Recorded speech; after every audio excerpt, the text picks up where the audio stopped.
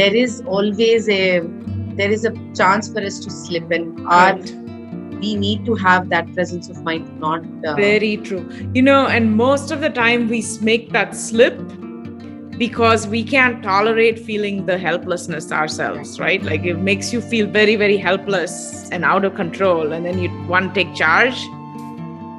Who are you doing that for? For yourself or for the person that you're trying to help? And I think that's a very, very critical question to answer. Very good. All right. Is any of this confusing for anybody? If you have a question, I'm happy to spend some time answering any questions you have.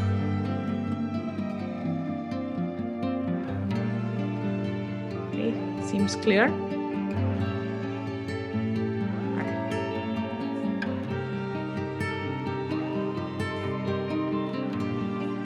Okay, so now we're going to talk a little bit about vicarious trauma, which is, in the beginning, I told you it was really like the psychological effect that helping others, right? So professionals and caregivers who provide support to survivors of trauma, we experience vicarious trauma because it's not just that they are traumatized, we're actually taking in that trauma. So actually one example I'll give you of vicarious trauma right now is, I don't know if you're seeing in the news things about Ukraine, right? The bombings over and over again in the TV. This is what's getting the images, right, of people running, fleeing, bombings.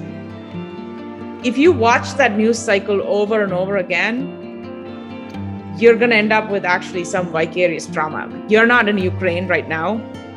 Nobody's bombing where you live right now, right? You're not in that danger, but you're probably not going to sleep well for a while. You get restless, you're anxious, you're on edge, because this is what that kind of imagery does to us over and over again.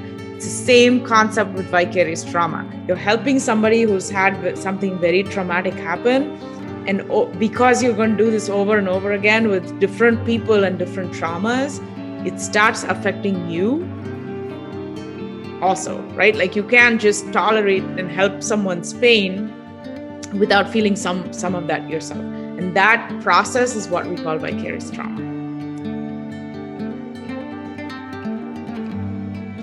So what are some symptoms of vicarious trauma? Exactly like trauma, sleep disturbances, intrusive thoughts, right? Like it's always on your mind. Maybe you talk to a lady in the morning and you're worried about her. You haven't heard anything. You had to leave. Your work is over there.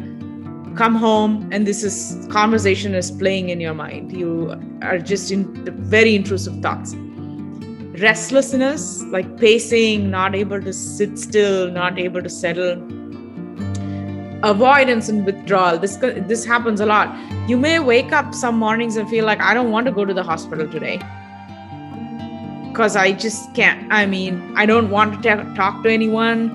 I don't think I can go in today.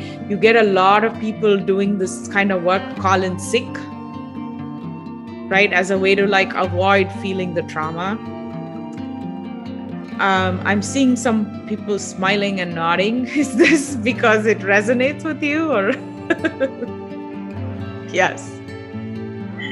So I just want to tell everybody, and this is completely, for the record.